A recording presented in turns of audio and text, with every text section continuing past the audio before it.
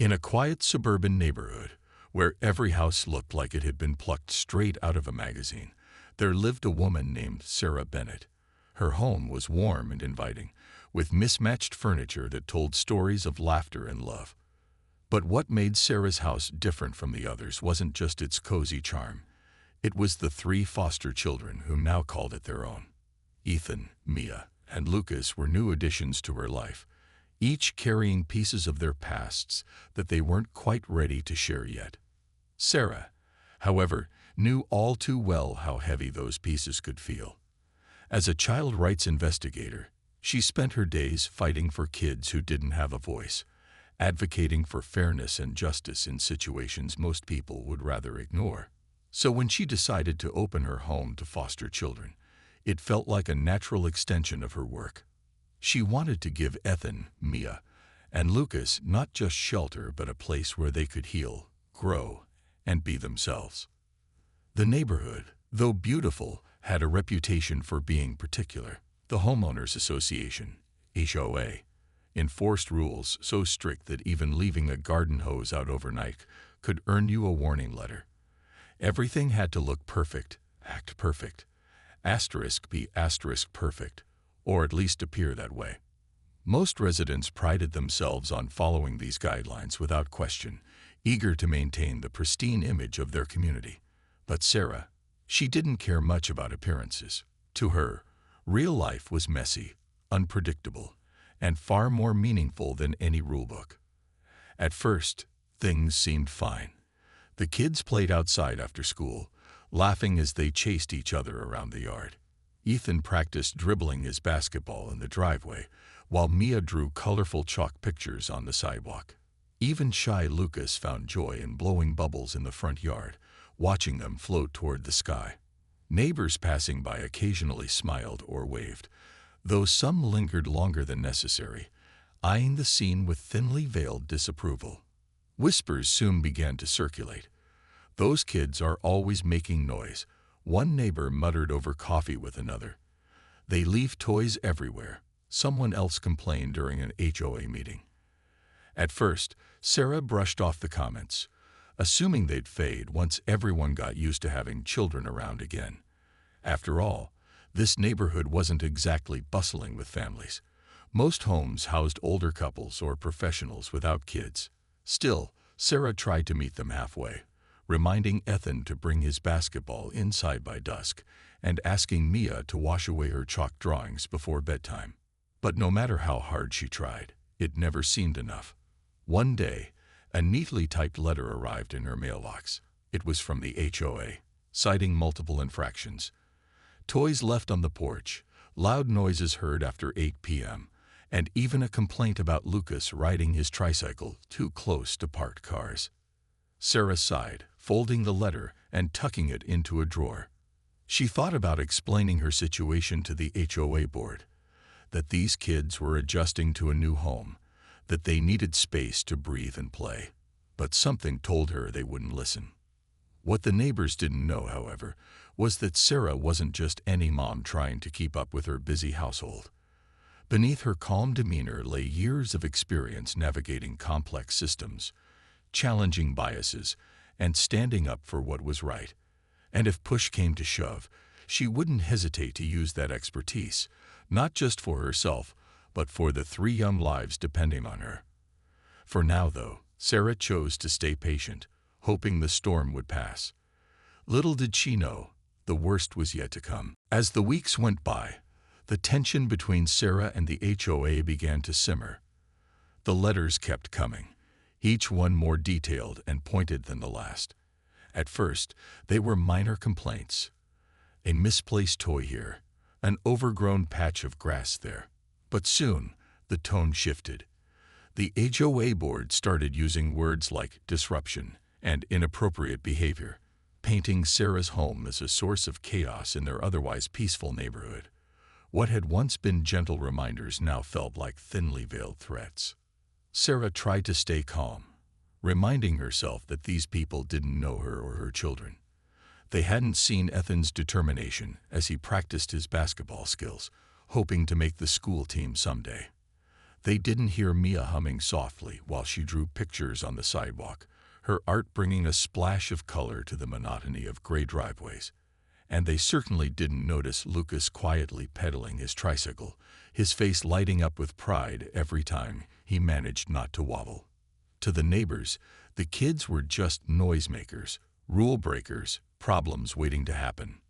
One evening, as the sun dipped below the horizon, Ethan bounced his basketball on the driveway, lost in thought. He loved this time of day. It was cooler, quieter, and gave him space to think without distractions. But unbeknownst to him, Mrs. Peterson from across the street was watching through her living room window. She frowned at the rhythmic thud of the ball hitting the pavement, muttering under her breath about how late it was. Without hesitation, she pulled out her phone, snapped a photo of Ethan practicing, and sent it to Mr. Grayson, the president of the HOA. Mr. Grayson was a tall, imposing man in his late 50s who took immense pride in maintaining the neighborhood's standards. His perfectly trimmed hedge and spotless garage were testaments to his dedication. But beneath his polished exterior lay a rigid belief that anything or anyone different threatened the harmony of the community. When Mrs. Peterson's message pinged on his phone, he immediately forwarded it to the rest of the HOA board with a curt note, "This needs to stop." The next morning, Sarah found yet another letter in her mailbox. This one accused her of allowing her children to engage in excessive outdoor activity after dark, claiming it disturbed the peace and violated HOA regulations. Sarah clenched the paper tightly in her hand, frustration bubbling inside her. It wasn't just the complaint itself. It was the audacity of someone policing her family for simply existing. How could something as harmless as a child playing basketball be considered disruptive? That afternoon, Sarah sat down with Ethan, Mia, and Lucas to talk about what was happening. "There are some people around here who don't understand us yet," she explained gently. "They think we're breaking rules when we're really just living our lives." Ethan scowled, kicking at the floor with his sneaker. "Why do they care so much?" he asked, his voice tinged with anger. Maya looked down, twisting a strand of her hair nervously, while Lucas hugged his knees to his chest, silent as always. Sarah sighed, wishing she had better answers. "Sometimes people get scared of things they don't understand," she said, "but we can't let them change who we are. We'll figure this out together, okay?" Though Sarah reassured the kids, she couldn't shake the feeling that this was only the beginning. The HOA's actions weren't just petty grievances. They were chipping away at her family's sense of belonging. Every new letter made the neighborhood feel less like a home and more like a battlefield. Still, Sarah refused to back down. If anything, their scrutiny only strengthened her resolve to protect her children, and to show them that being different wasn't something to apologize for. Unbeknownst to the HOA, they had no idea who they were dealing with. Sarah wasn't just a foster mom trying to keep her head above water. She was a seasoned investigator who knew how to uncover truths hidden beneath layers of pretense. As the pressure mounted, Sarah began to wonder if the HOA's complaints were truly about rules, or if something deeper, darker, lay beneath the surface. Whatever the case, she was ready to fight back. It was a Friday night, and the house was finally quiet. Ethan had fallen asleep clutching his basketball. Mia's drawings were scattered across the dining table, and Lucas's tiny tricycle rested against the wall near the front door. Sarah sat on the couch, flipping through a book but not really reading it.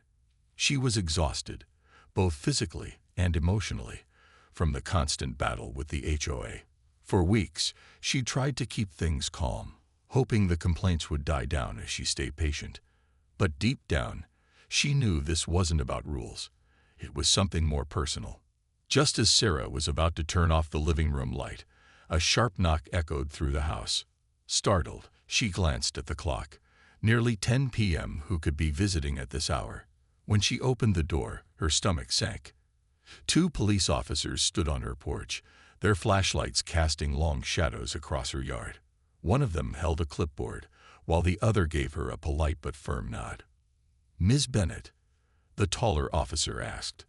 We received a call about a possible issue involving neglectful supervision of minors at this address. Sarah blinked, her mind racing. Neglectful supervision. Her heart pounded in her chest as she stepped outside, pulling the door almost shut behind her so the kids wouldn't wake up.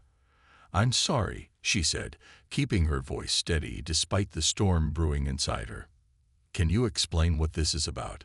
The officer flipped open the clipboard, scanning the report. "An anonymous caller reported that your children were seen wandering unsupervised late at night. They claimed it posed a risk to the neighborhood." He paused, looking at her expectantly. "Is there anyone else home with you right now?" Sarah felt a mix of anger and disbelief bubbling up, but she forced herself to stay composed. "My children are asleep upstairs," she replied firmly. "They're foster kids, and I assure you, they've been under my care all evening. Whoever made this claim got it wrong." The officers exchanged glances, clearly unsure how to proceed. The second officer, a younger woman with kind eyes, spoke up. "Do you mind if we take a quick look around, just to confirm everything's okay?" Though Sarah wanted to refuse, to scream that this invasion was absurd, she knew better. Arguing would only make things worse. Instead, she nodded stiffly and led them inside. As they walked through the house, Sarah pointed out the little details. Ethan's sneakers by the door, Mia's unfinished coloring book on the coffee table, Lucas's favorite stuffed bear peeking out from beneath a blanket on the couch. Everything told a story of a family settling into life together, far from the neglectful scene the caller had described. After a few tense minutes, the officers seemed satisfied. "Everything looks fine here," the taller one said, closing his notebook. "But we'll need to document this incident for our records. If anything else comes up, we'll have to follow up." Sarah thanked them, her voice tight with restrained emotion, and watched as they left. Once the cruiser's headlights disappeared down the street, she leaned against the doorframe, letting out a shaky breath. The weight of the moment pressed down on her. Someone had called the cops on her family, on her children. The thought made her blood boil. Upstairs, Ethan stirred in his sleep, murmuring something unintelligible. Sarah crept into his room, watching him for a moment. His face was peaceful, unaware of the chaos swirling outside their home. She tucked the blanket tighter around him, her hands trembling slightly. Then she moved to check on Mia and Lucas, brushing a strand of hair from Mia's forehead and smoothing Lucas's pillow. Back downstairs, Sarah sank onto the couch, staring at the empty space where the officers had stood. This wasn't just an isolated incident. It was part of a pattern. Someone in this neighborhood didn't want her family here, and they weren't afraid to use fear and authority to drive them out. But Sarah wasn't going to let that happen. Not to her kids, not to the fragile sense of safety they'd worked so hard to build. As the clock ticked past midnight, Sarah grabbed a pen and paper. It was time to fight back, not just for herself, but for every child who deserved a place to belong. Whatever it took, whoever was behind this, she would find out. And when she did, they'd regret ever crossing her path. The next morning, Sarah woke up with a clarity she hadn't felt in weeks. The late-night visit from the police had shaken her, but it also lit a fire inside her, a determination to protect her family and expose the truth. She couldn't let this go unanswered. Sitting at her kitchen table with a steaming cup of coffee, she opened her laptop and began digging. This wasn't just about her anymore. It was about standing up for every child who'd ever been judged or dismissed because they didn't fit someone else's idea of perfect. As a child rights investigator, Sarah knew how systems worked and how easily they could be manipulated. Her first step was to gather all the letters and notices the HOA had sent her. She spread them out on the table, analyzing their tone and language. At first glance, they seemed like routine complaints, but when read together, a pattern emerged. The accusations weren't random. They were calculated, designed to paint her family as outsiders who didn't belong. Sarah decided to dig deeper. Using her professional contacts, she reached out to colleagues who specialized in housing discrimination cases. One friend suggested looking into past HOA records to see if similar complaints had been filed against other families. It didn't take long for Sarah to uncover something alarming. Over the past 5 years, several households with foster children or blended families had faced intense scrutiny from the HOA. Some had even moved away after being bombarded with fines and threats of legal action. But Sarah didn't stop there. She started talking to neighbors, carefully choosing those who seemed friendly or neutral. Mrs. Harper, an elderly woman 2 doors down, admitted that she'd noticed the HOA targeting certain families but didn't want to get involved. "They're always polite," she said hesitantly, "but there's something cold about the way they treat people who don't look like everyone else." Meanwhile, Ethan, Mia, and Lucas began noticing changes in Sarah's behavior. She spent hours on the phone, typing furiously on her computer, and jotting notes in a spiral-bound notebook. Curious, they asked what she was doing. Sarah decided it was time to include them. Gathering the kids around the dining table, she explained everything: the anonymous complaints, the HOA's bias, and her plan to fight back. To her surprise, the kids weren't scared. They were angry and ready to help. "We didn't do anything wrong," Ethan exclaimed, his fists clenched. Mia nodded fiercely, while Lucas hugged his knees but gave a small, determined nod. Together, they brainstormed ways to contribute.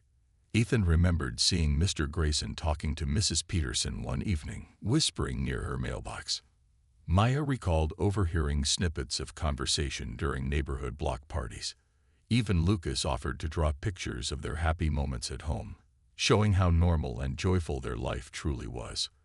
With the kids' input, Sarah pieced together a timeline of events, cross-referencing dates and details.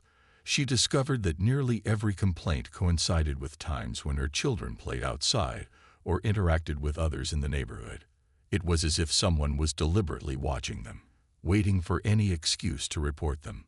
One evening, while reviewing old HOA meeting minutes, Sarah found a smoking gun, a note from Mr. Grayson himself, casually mentioning the need to maintain the neighborhood's image by discouraging non-traditional households. Though vague, the comment confirmed her suspicions. The HOA wasn't enforcing rules fairly. It was targeting families like hers under the guise of maintaining order. By the end of the week, Sarah had compiled a thick folder of evidence: copies of complaint letters, witness statements, and even screenshots of private HOA emails she obtained through a public records request. Each piece of information strengthened her case, proving that the HOA's actions went beyond nitpicking. They were discriminatory and unjust. As Sarah sat back and reviewed her work, a sense of calm washed over her. For the first time since the chaos began, she felt in control. The HOA might have underestimated her, but they had no idea who they were dealing with. With her skills, her determination, and the unwavering support of her children, Sarah was ready to take the fight directly to them. And she knew exactly where to start. Sarah knew that exposing the HOA's discriminatory practices wouldn't be easy, but she also knew she couldn't do it alone. This wasn't just her fight. It was a chance to stand up for every family who had ever been made to feel unwelcome in their own neighborhood. With her evidence neatly organized and her resolve stronger than ever, she decided to call a special meeting of the HOA board. But this time, she wasn't going to play by their rules. She sent formal invitations not only to the HOA members, but also to local journalists, child advocacy groups, and even a city council representative known for championing fair housing laws.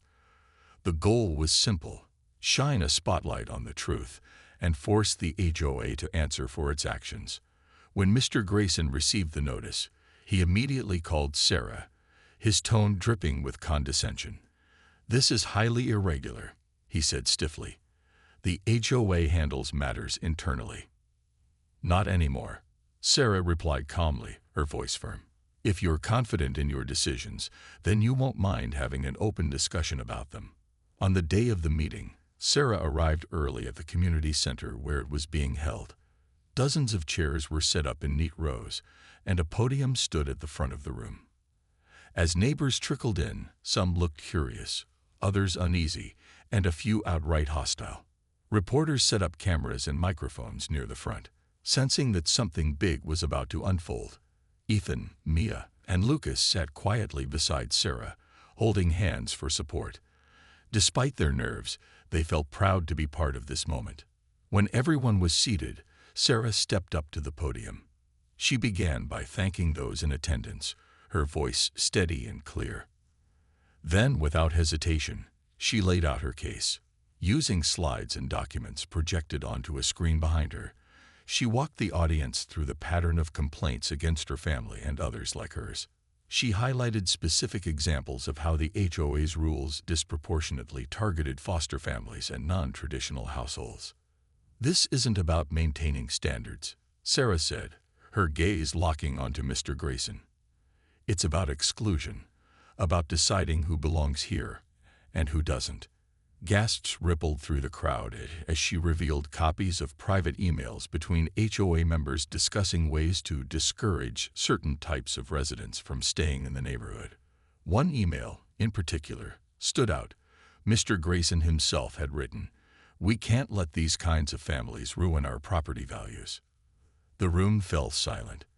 Neighbors exchanged awkward glances, while Mr. Grayson shifted uncomfortably in his seat. Finally, he stood up, attempting to defend himself. "These allegations are baseless," he sputtered. "We have a responsibility to uphold community standards. That's all we've ever done." But Sarah was prepared. She countered with legal statutes protecting foster families under housing discrimination laws and cited cases where similar tactics had led to lawsuits against HOAs across the country. Her confidence left no room for doubt. She wasn't just a concerned parent. She was a professional investigator armed with facts and expertise. As the presentation went on, the atmosphere in the room shifted. Some neighbors nodded in agreement, clearly seeing the HOA's behavior in a new light. Others whispered apologies to Sarah when they approached her during breaks. Even Mrs. Peterson, the woman who had reported Ethan playing basketball, looked visibly uncomfortable, avoiding eye contact altogether. By the end of the meeting, the tide had turned. Journalists scribbled notes furiously, while the city council representative promised to review the HOA's policies for compliance with anti-discrimination laws. For Sarah and her children, the victory wasn't just personal, it was a step toward creating a more inclusive community. And though the battle wasn't over yet, one thing was certain: the HOA would never underestimate her again. The fallout from Sarah's presentation at the HOA meeting was swift and undeniable. The evidence she presented painted a damning picture of prejudice masquerading as rule enforcement, leaving no room for denial or deflection. Mr. Grayson, once so confident in his authority, now found himself cornered. His face flushed red as he fumbled through excuses, claiming that the emails were taken out of context and insisting that the HOA's intentions had always been pure. But his words rang hollow against the weight of the documents and testimonies Sarah had meticulously gathered.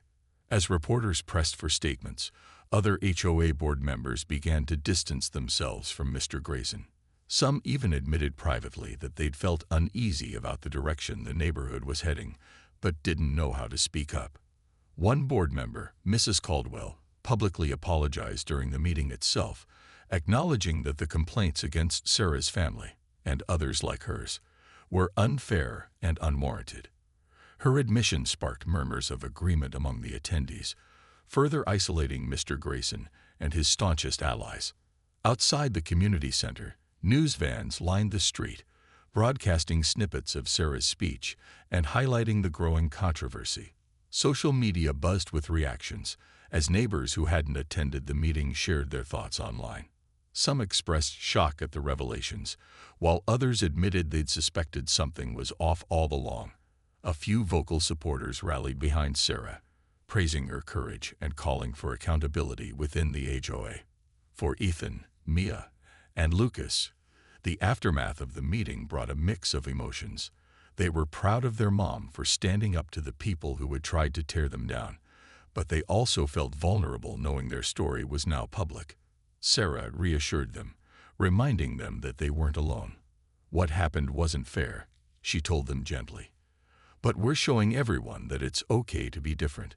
We're proving that love and kindness matter more than rules. In the days that followed, pressure mounted on the HOA to take action. Facing mounting scrutiny from both the media and legal authorities, the board held an emergency session to address the situation.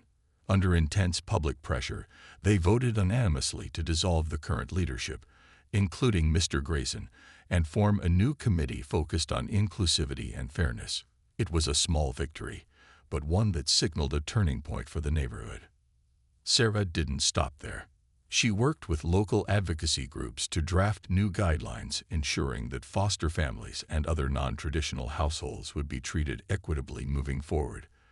These policies included clear protections against discriminatory practices and established channels for reporting grievances without fear of retaliation.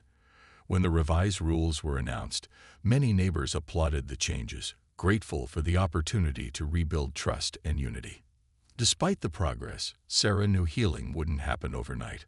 Old biases die hard, and some residents still clung to their prejudices, albeit more quietly now. But she refused to let negativity overshadow the strides they'd made. To celebrate the fresh start, Ethan suggested hosting a block party, a chance for the neighborhood to come together and get to know each other better. Sarah loved the idea and encouraged the kids to help plan it. On the day of the party, colorful balloons decorated front yards, and tables laden with food lined the cul-de-sac. For the first time in months, laughter filled the air instead of tension. Ethan challenged neighbors to a friendly game of basketball, while Mia handed out chalk drawings as keepsakes. Even shy Lucas ventured out of his shell, offering bubbles to curious toddlers. As Sarah watched her children interact freely with the very people who had once judged them, she felt a swell of hope.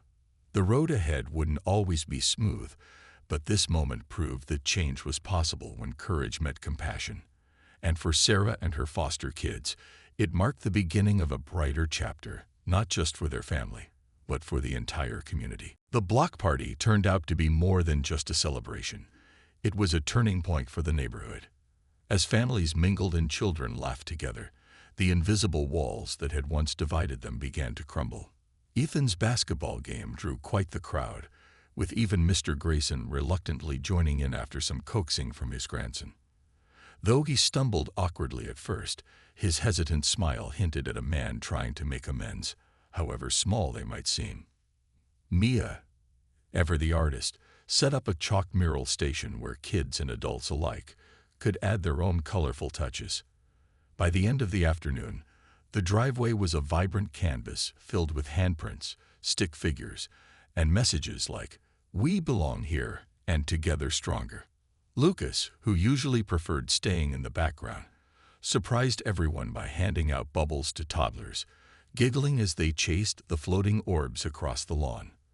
For the first time in weeks, the neighborhood felt alive, not with judgment, but with connection.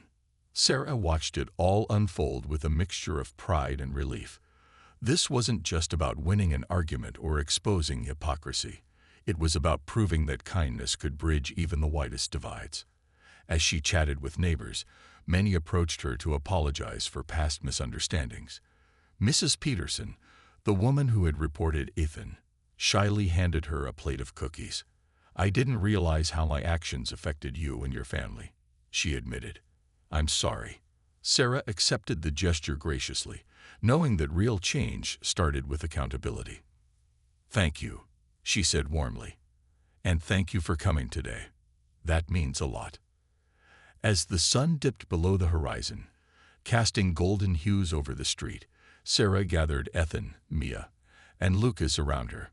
They sat on the porch steps, sipping lemonade and watching the festivities wind down. "You guys did amazing today," Sarah told them, her voice soft but full of admiration. "Not just today, through everything. You've shown so much strength." Ethan grinned, nudging Mia playfully. "Yeah, well, we couldn't let those grumpy HOA people win, right?" Mia rolled her eyes but smiled, while Lucas leaned into Sarah's side, clutching his stuffed bear tightly. In that moment, Sarah realized something profound. This battle hadn't broken her family, it had strengthened them. Together, they had faced adversity head-on and emerged stronger, closer, and more resilient than before. In the weeks that followed, the neighborhood continued to transform. The new HOA leadership implemented Sarah's proposed policies, ensuring that foster families and blended households were treated with respect and fairness. Signs welcoming diversity appeared on front lawns, replacing the cold uniformity of the past. Neighbors who had once kept their distance now stopped by to chat or offer help when needed. Even Mr. Grayson, though quieter these days, made an effort to be kinder, occasionally waving hello as he walked his dog. For Ethan, Mia, and Lucas, life became simpler and sweeter. They no longer worried about being judged for playing outside or leaving toys on the porch. Instead, they embraced their new routines with confidence, knowing they belonged here just as much as anyone else. Sarah marveled at how far they'd come, from feeling like outsiders to becoming integral parts of the community. One evening, as Sarah tucked the kids into bed, Ethan asked, "Do you think things will stay like this?" "Like, good." She smoothed his hair back, smiling softly. "I think we've shown everyone what really matters: love, understanding, and standing up for what's right. And if we keep doing that, then yes, I believe things will stay good." As she turned off the light and closed their bedroom door, Sarah paused for a moment, listening to the quiet hum of the house. It wasn't perfect, and challenges would undoubtedly arise again. But for now, peace had settled over their home and their neighborhood in a way she hadn't thought possible. Outside, the stars twinkled brightly above the cul-de-sac, mirroring the hope that had taken root below. Sarah stepped onto the porch, taking a deep breath of the cool night air. She thought about the journey they'd been through, the struggles, the victories, the lessons learned, and smiled. Against all odds, they had turned adversity into something beautiful. And in doing so, they had reminded everyone that a true community isn't built on rules or appearances. It's built on hearts willing to open, listen, and grow together.